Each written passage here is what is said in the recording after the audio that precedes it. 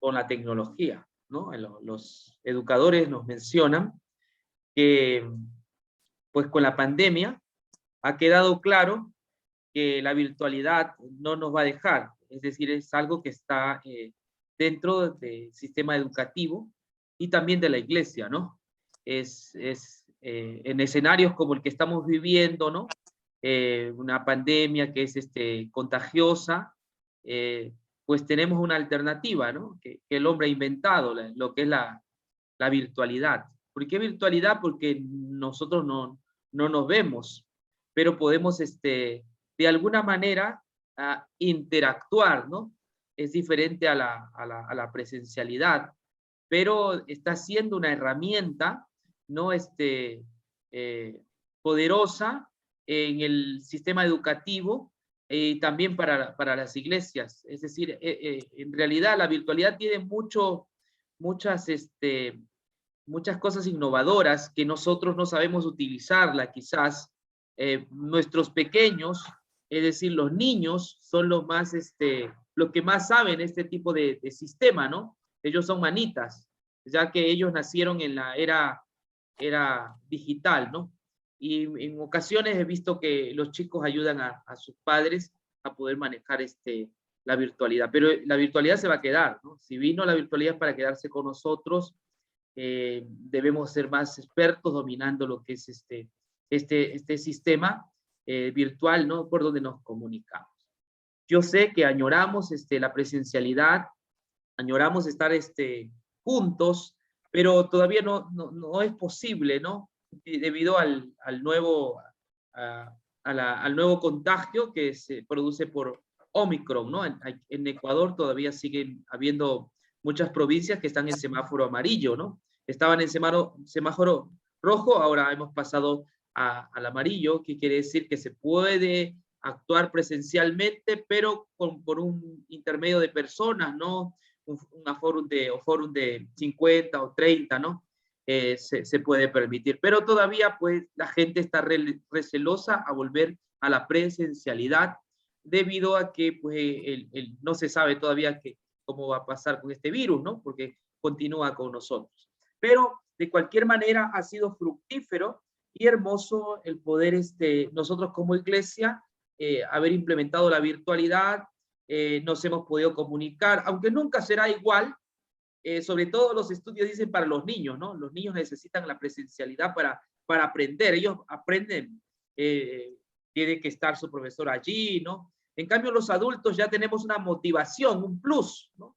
Nosotros ya tenemos esa madurez, decimos, no, yo voy porque quiero aprender, pero un niño no, a un niño hay que guiarlo, ¿no? Entonces, de verdad, se necesita la presencialidad para un niño. Está comprobado científicamente que los niños se cansan con la virtualidad, ¿no? Los adultos podemos estar horas y horas escuchando conferencias, ¿no? Escuchando, qué sé yo, YouTube, alguna cosa por allí, ¿no? Ya nos hemos acostumbrado, aunque no manejamos muy bien, pero tenemos una motivación, ¿no? Y eso es lo que nos permite que todavía perseveremos en Zoom, ¿no? Imagínense, eso es interesante. Muy bien, hermanos, bajo esta introducción al panorama actual, ¿no? Vamos, por favor, rápidamente a Efesios 1,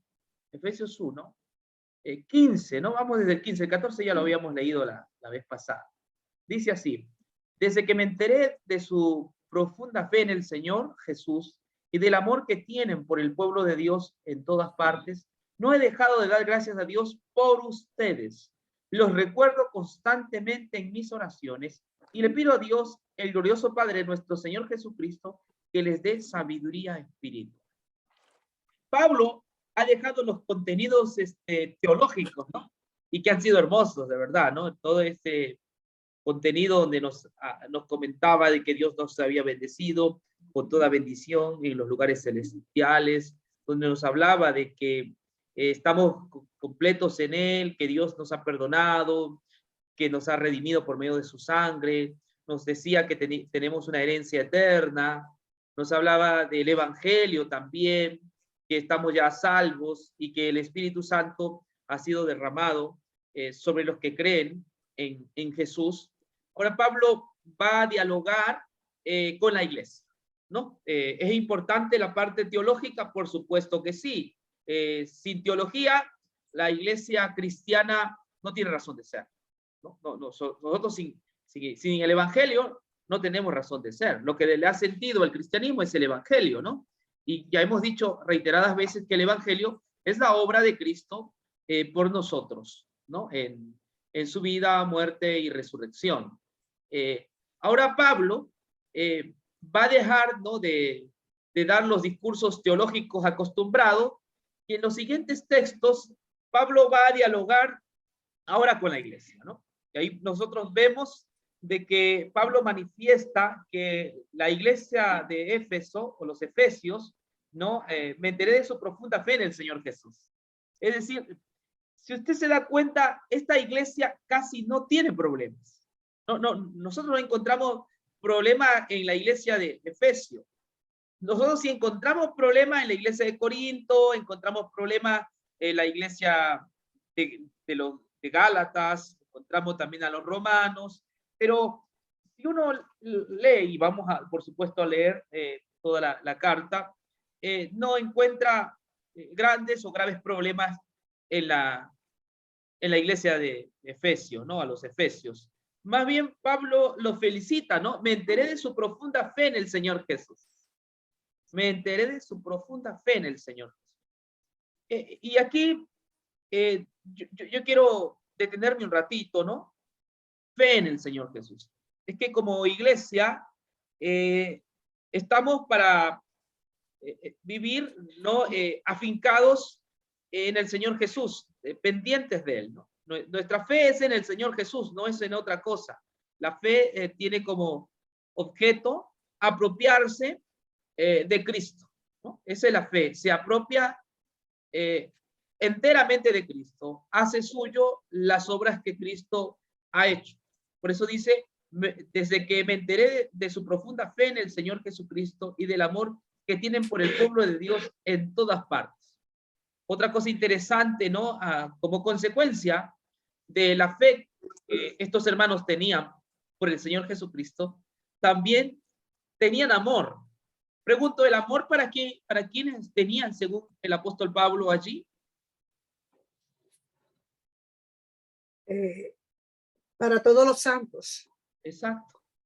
El amor por la iglesia, ¿no? Si bien es cierto, tenemos que amar a toda la humanidad, y la Biblia dice, amarás a tu prójimo como a ti mismo, y eso es verdad y seguirá siendo verdad siempre, pero ¿por qué la iglesia de los Efesos o de los Efesios tenía amor por todos los santos?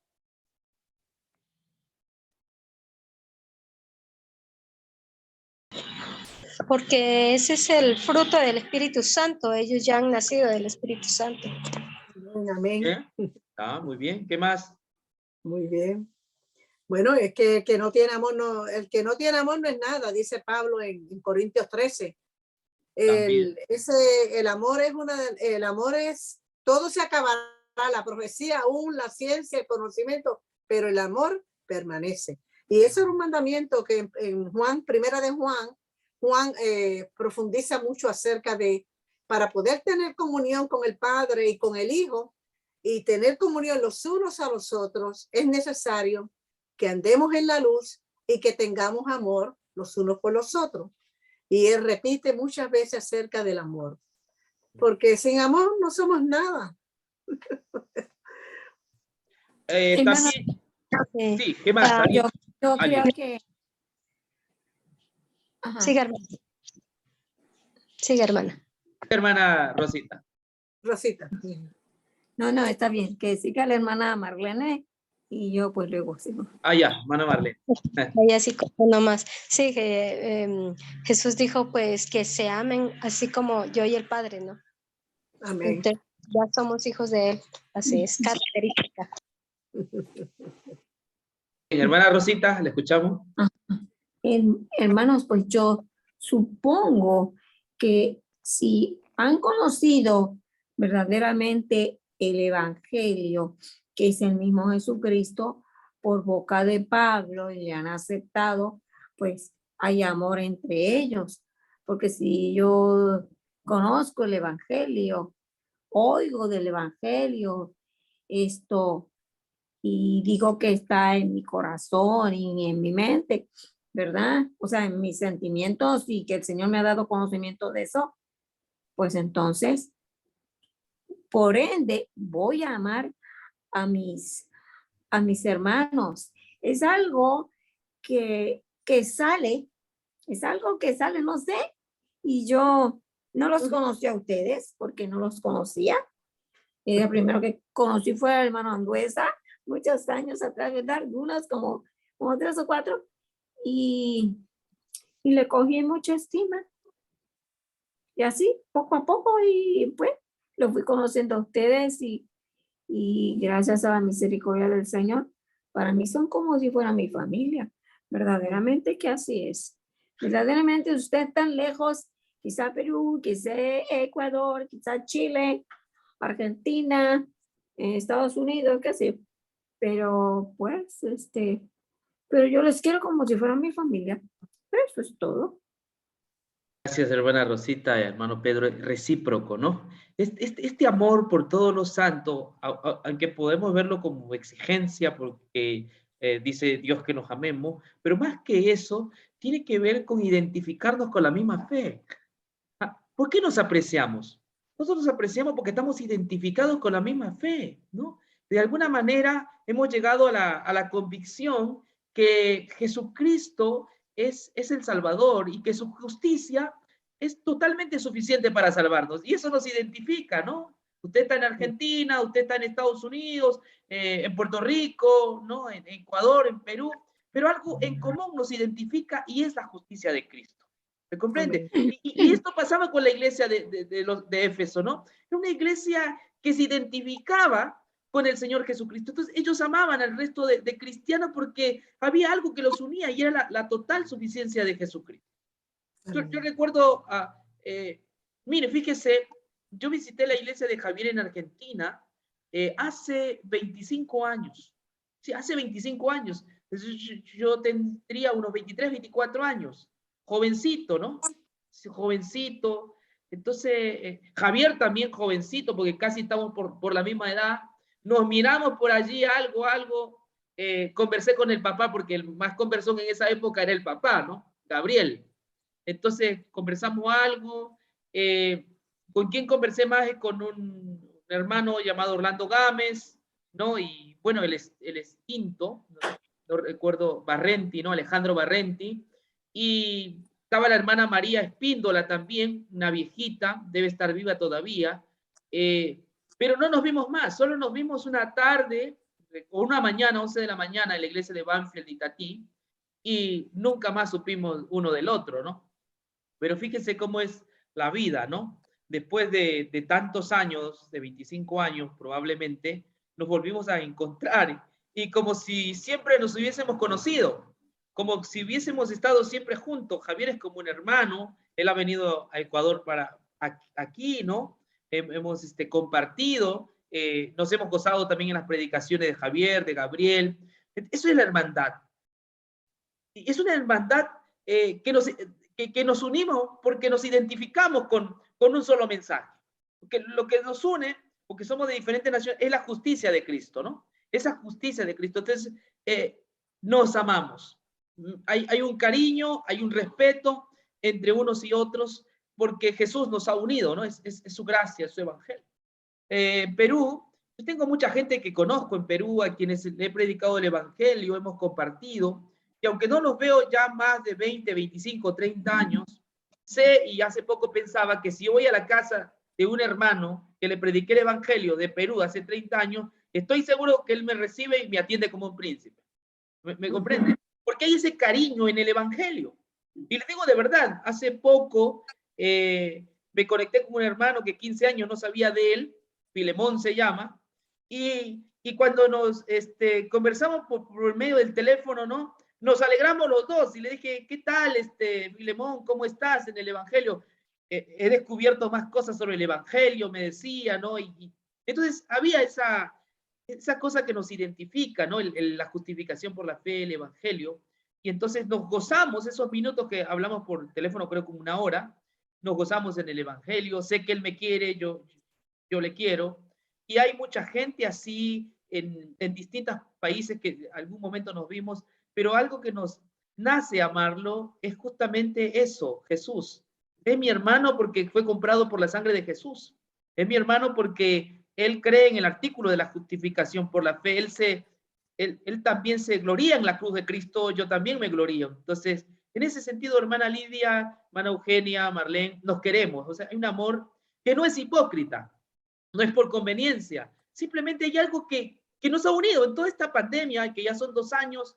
Hay algo que nos ha unido y es el amor de Dios, es esa justicia de Cristo, ¿no? Que nos dice, no, es mi hermano, entiende el Evangelio. Cuando yo veo a Lidia, ¿no? Porque muchas veces he intervenido, y yo veo que preciosamente define el Evangelio y digo, bueno, Lidia está en el Evangelio.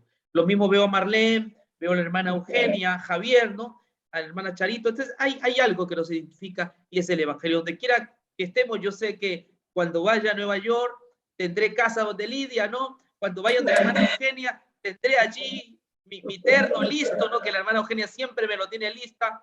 Es hermoso, o sea, es así, ¿no?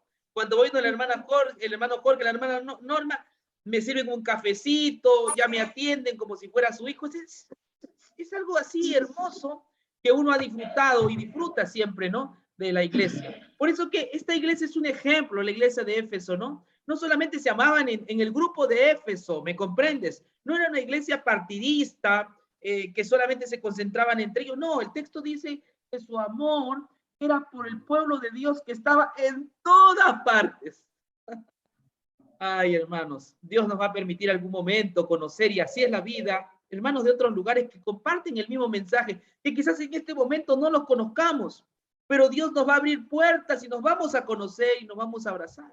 Estoy seguro que así es, así trabaja el Señor, ¿no? Y entonces lo que nos une y lo que quita toda pared divisoria es eso, es el Evangelio, es el mensaje de la justicia de Cristo. Entonces yo creo que Pablo aquí está haciendo eso, ¿no? La coinonía que hay entre nosotros debido a Jesucristo. Cristo es el punto de encuentro. Cristo el que nos une. Cristo es el que nos enlaza, es el que nos anexa. Y gloria a Dios y alabado sea Cristo, ¿no? Por eso que hace Cristo. Solo puede hacer eso. Porque, hermanos, si nosotros entre hombres quisiéramos hacer alguna asociación, ¿sabe lo que va a pasar? No vamos a pelear. Y yo creo que los animales se llevan mejor que los hombres, ¿no? Si juntamos nosotros un bautista, un metodista y un adventista, no queda ni uno vivo.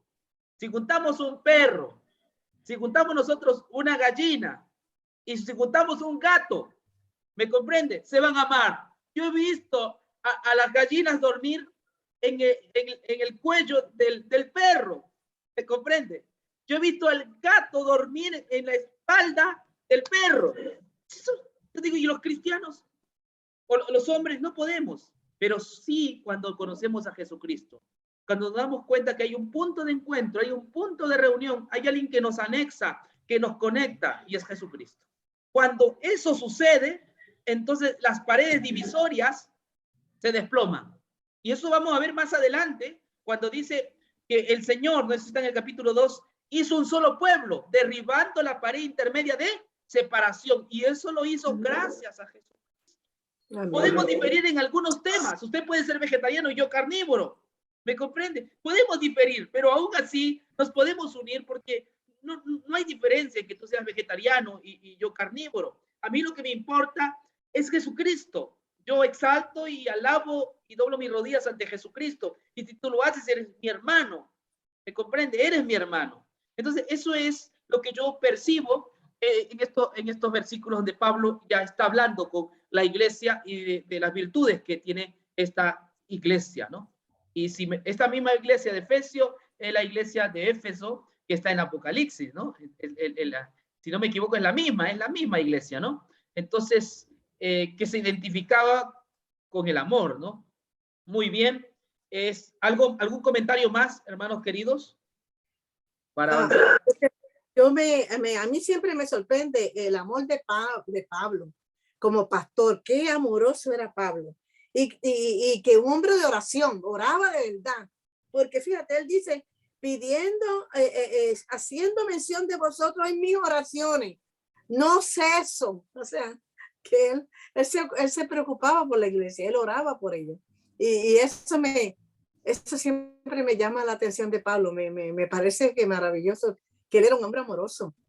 Mire, a pesar, qué dicotomía, ¿no? A pesar que era un hombre intelectual, Pablo era un hombre sumamente intelectual, ¿no? Si viviera hoy, Pablo era investigador intelectual, ¿no? Maravilloso, pero a pesar de ser intelectual, lo intelectual no le quitaba, ¿no? Eso de ser cariñoso, de ser empático, benevolente, sí, amistoso, porque era amigable el apóstol, ¿no? Cuando le escribe a los Gálatas, él dice, lloro, ¿no? Dice, Gálatas, sufro dolores de parto por ustedes, ¿no? O sea, tenía un corazón tierno, cariñoso, ¿no? Entonces, lo intelectual no nos debe quitar también el corazón, la humildad, la bondad, ¿no? No por el hecho de que él sabía mucho, no él miraba por debajo a los demás. Al contrario, has resaltado muy bien, Lidia, dice que Pablo oraba por ellos, ¿no? Tenía a esa iglesia en su corazón. Es interesante, gracias. ¿Alguien más estaba comentando algo? Hermano, yo pienso que todo eso le sucedió al hermano Pablo cuando iba para Damasco, que se le presentó Jesucristo y lo tiró. Lo tiró de su caballo y entonces él tuvo el encuentro fantástico con el maestro. Y entonces, pues, caramba, pues en ese momento, poco a poco, el odio tan grande que tenía por el mismo Jesucristo y por todos sus seguidores, el Señor se lo transformó así de fuerte que era el odio que él sentía por ellos, que los perseguía hasta matarlos. Luego, la persecución fue diferente. Fue para llevarles el evangelio con todo el amor de su corazón. Así mismo, de fuerte que era el odio, así mismo el evangelio de Cristo Jesús le cambió de una forma tal que él amaba a las personas y estando lejos dice, yo no estoy con ustedes, pero mi espíritu está con ustedes. ¡Wow! Eso es una cosa que va más allá, ¿verdad? Es una cosa que es como cuando uno ama mucho a una persona, aunque no la ve, o hace años, como dijo el hermano, de no verla, y muchas veces hasta el Señor le da el privilegio de presentir que esa persona no anda bien. Aunque no sea su familia, aunque no sea su hijo o su hija, pero como usted presente que esa persona no está bien, yo supongo que es el amor entre esa persona y usted. Y entonces el apóstol pues fue más allá, porque el amor del Señor lo transformó, como dijéramos, como en un abrir y cerrar de ojos, ¿verdad?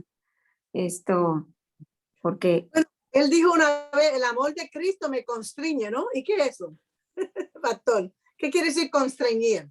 El amor de Cristo le impele, ¿no? El amor de Cristo lo motiva, ¿sí? Okay. Sí, le impele, lo motiva. Eso es interesante, ¿no? Por eso creo que solamente Cristo hace la diferencia, ¿no? Cristo hace la diferencia en todo esto. Bueno, finalmente, fíjese el siguiente texto, ¿no? El 17. Pastor, antes... Pastor. Vamos, Marlene. Sí, de pronto este punto, ¿no? Como están hablando justamente, Pablo resalta esto y en Gálatas justamente habla de esa relación de entre hermanos. Capítulo 6, versículos 2 dice, sobrellevad los unos la carga de los otros y cumplid así la ley de Cristo. No nos cansemos pues de hacer bien porque a su tiempo segaremos. Así que según tengamos oportunidad, hagamos bien a todos y mayormente a los de la familia de Dios. O sea, en otro texto dice, en esto conocerán que sois mis discípulos si os amáis unos a otros. Entonces, es interesante, ¿no? O sea, en esa comunidad, como vemos en Efesios, que habla a la iglesia, esa característica de la iglesia, que se aman unos a otros, a pesar de que tenemos diferencias de carácter, de pensamientos, de todo, pero comprados por la misma sangre. Entonces, eso es lo que nos une, la sangre de Cristo. Marlene, precioso la definición que has dicho. Estoy de acuerdo, es bíblico, y gracias por mencionar eso. Finalmente dice, y le pido a Dios, el glorioso Padre de nuestro Señor Jesucristo, que les dé sabiduría espiritual. ¿Y qué más? Y en mi versión dice, y percepción, para que crezcan en el conocimiento de Dios. Wow. Mire, él ora por esto de acá, es que conocer al Señor Jesús es todo. Dice percepción, mi versión, ¿no? Dice percepción, dice sabiduría espiritual y percepción para que crezcan en el conocimiento de Dios, en el conocimiento de Jesucristo. O sea, Pablo, a pesar que la iglesia tenía un conocimiento de Jesús, porque la iglesia lo tenía, sin embargo, quiere que la iglesia crezca en el conocimiento de Jesús. Pero tú puedes decir, ya conozco, ¿qué más me falta conocer? No, hermanos, que Jesús es la sabiduría de Dios. Cuando uno se enfoca en Jesús, es inagotable. Hace poco escuchaba a Javier, lo escuché el domingo pasado, no sé si ustedes tuvieron una maravillosa predicación al estilo de Javier, ¿no? Nos gozamos en eso del Evangelio, aunque yo ya había estudiado la historia de Zaqueo, tengo un material, un libro que hice sobre la historia de Zaqueo, pero bueno, lo hizo y pude ver el Evangelio desde otra perspectiva, desde otra mirada, ¿no? Pero es el mismo Evangelio. Así que, hermanos, por eso que el apóstol dice, crezcan en el conocimiento de Dios, en el conocimiento de Jesucristo, ¿no? Ese es un tema, hermanos, inagotable. Desde Génesis, uno pasa por Éxodo, pasa por Levíticos, uno pasa por Números y va encontrando diferente manera de explicar a Jesucristo, ¿no? Uno pasa por Ruth y va encontrando en el libro de Ruth al Señor Jesucristo.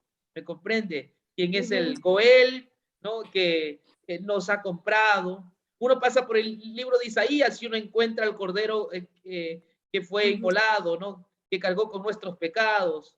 ¿Me comprende? Uno va por Miqueas y uno encuentra al juez que ha sido herido, ¿no? Por nuestros pecados. Entonces, de verdad, el estudio sobre Jesús y sobre Dios nunca se agota. Tal como el hijo pródigo decía, ¿no? En la casa de mi padre que había pan en abundancia. Eso de pan en abundancia significa que nunca dejaremos, hermanos queridos, de comer del cuerpo y la sangre de Jesucristo. Que aunque parezca que lo conozcamos, en realidad es una bendición el estudiar cada día acerca de Jesucristo. ¿Me comprende? Es una bendición. No es como 2 más 2, 4 y qué más. No, esto es una ciencia. La Biblia le llama la ciencia de la salvación. Es decir, una ciencia que nunca se agota, es inagotable. ¿Comprende? Esas vírgenes que están en Mateo 25, ¿se acuerdan que se le acabó el aceite? ¿Se acuerdan? Es que, ¿por qué se les acabó el aceite? Porque no tenían satisfacción en escuchar de Jesús. ¿Se comprenden? Cuando uno ya no tiene satisfacción de escuchar a Jesús, entonces se te acaba la vida, ¿no? Te vuelves un cristiano parco, cuestionador, amargado, ¿me comprende? Pero cuando uno cada día encuentra a Cristo en la Escritura, entonces eso te da felicidad y te da tranquilidad, te da seguridad de tu salvación y también amor y cariño hacia las demás personas, porque estás conociendo a Cristo. A mí me sucede cuando hago investigación de la Biblia y encuentro a Cristo o escucho a alguien que está dando un texto que antes yo no lo entendía muy bien, pero encuentra a Cristo, entonces me emociono, ¿no? Porque me están dando de comer verdadera comida y me están dando de beber verdadera bebida. Me están dando el Evangelio. Entonces, esa es la oración nuestra. Debemos tomar la oración de Pablo y decir, quiero orar, ¿no? Señor, que puedan crecer en el conocimiento de ti, que te puedan conocer más. ¿Acaso eso no dijo Jesús en Juan 17:4? Ujú. Que te conozcan a ti, al único Dios verdadero, y a Jesucristo, a quien has enviado. Ahí está la vida eterna. Conocer a ti y a Jesucristo, a quien has enviado. Es mi oración esta noche, hermanos, y mañana en el culto, que podamos crecer en el conocimiento de Cristo, Señor nuestro, de Cristo nuestro Salvador, como decía Pablo, por quien lo he perdido todo, lo tengo por basura, para ganar la excelencia del conocimiento de nuestro Señor Jesucristo. Amén. Amén. Qué Dios nos lindo. bendiga.